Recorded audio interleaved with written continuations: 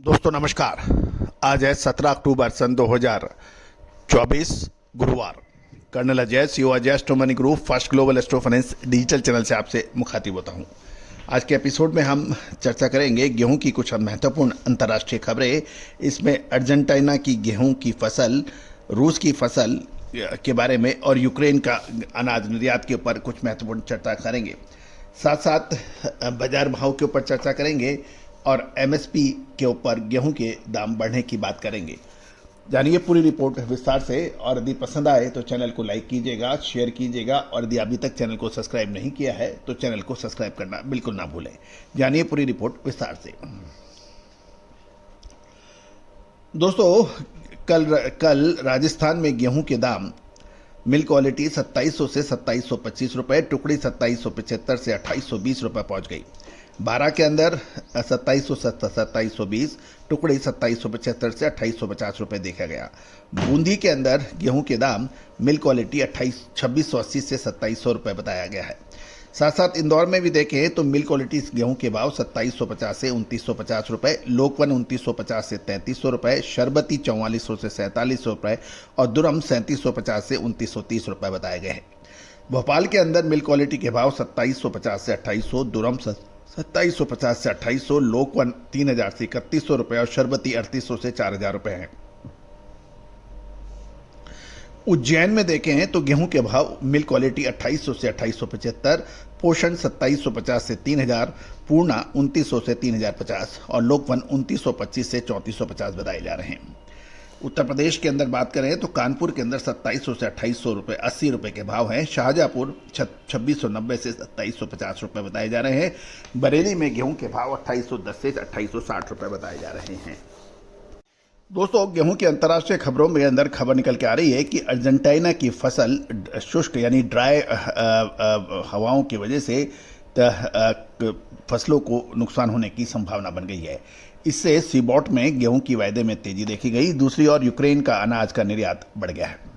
खबर निकल के आ रही है कि अर्जेंटीना की गेहूं की फसलों पर चिंताएं बढ़ गई है और उसकी प्रमुख कारण ये बताया जा रहा है कि ब्यूनोस आयर्स ग्रेन एक्सचेंज ने चेतावनी जारी की है कि सामान्य से अधिक अटलांटिका ध्रुवीय हवाओं के कारण आने वाले महीनों में अर्जेंटीना की गेहूं की फसल सूख सकती है, जिससे पैदावार प्रभावित होने की उम्मीद लगाई गई है।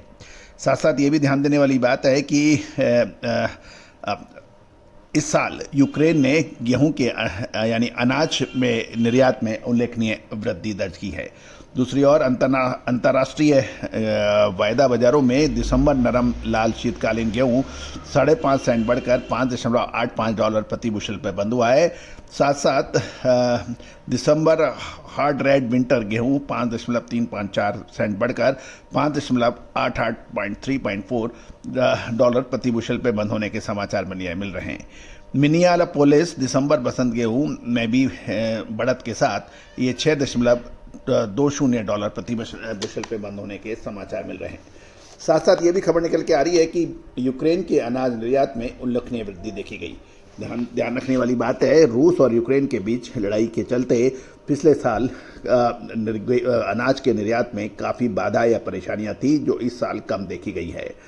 यूक्रेन के कृषि मंत्रालय के आंकड़े की बात माने तो 16 अक्टूबर सन 2024 में निर्यात अनाज का 12.5 मिलियन मैट्रिक टन तक पहुंच गया था, जो पिछले साल समान अवधि में मात्र 7.7 मिलियन टन था।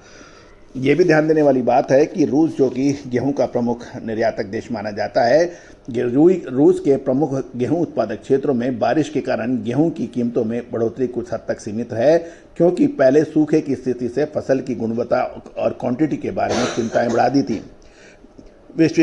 खबर ये भी निकल के आ रही है कि रूस में बारिश से गेहूं की फसल में सुधार हो सकता है, जिससे गेहूं के वायदे कारोबार में तेजी सीमित हो सकती है। दूसरी ओर भारत के अंदर गेहूं की एमएसपी बढ़ाने की घोषणा की गई है। ध्यान रखना है कि सरकार ने इस साल लगभग 12 करोड़ टन गेहूं के उत्पादन का लक्ष्य निर्धारित किया है।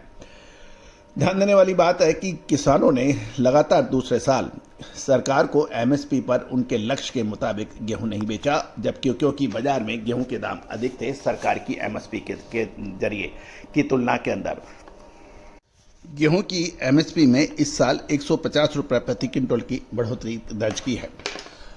दोस्तों महत्वपूर्ण यह है कि एमएसपी और बाजार भाव और एमआरपी ये तीन महत्वपूर्ण प्राइसेस होती हैं, यानी मिनिमम सपोर्ट न्यूनतम समर्थन मूल्य जिस पे सरकार गेहूं की फसलें या फसलों की खरीदारी करती है।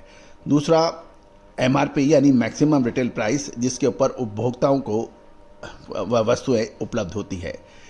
तीसरा बाजार भाव।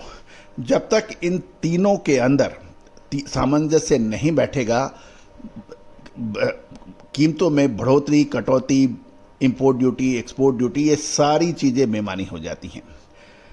गेहूं का दाम बाज़ारों में हमने आपको लेटेस्ट भाव मंडियों के और मिल क्वालिटी के बताए। एमएसपी अब भी उससे काफ़ी नीचे है। किसानों का ये कहना है कि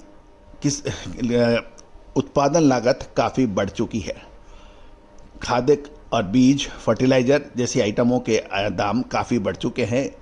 लेबर कॉस्ट काफ़ी बढ़ चुकी है। इसको देखते हुए एमएसपी उतनी पर्याप्त नहीं है जितनी होनी चाहिए, और यही वजह है कि किसान सरकार को एमएसपी के ऊपर ना दालें बेच रहे हैं, ना गेहूं बेच रहे हैं और ना सोयाबीन अधिक बेचेंगे।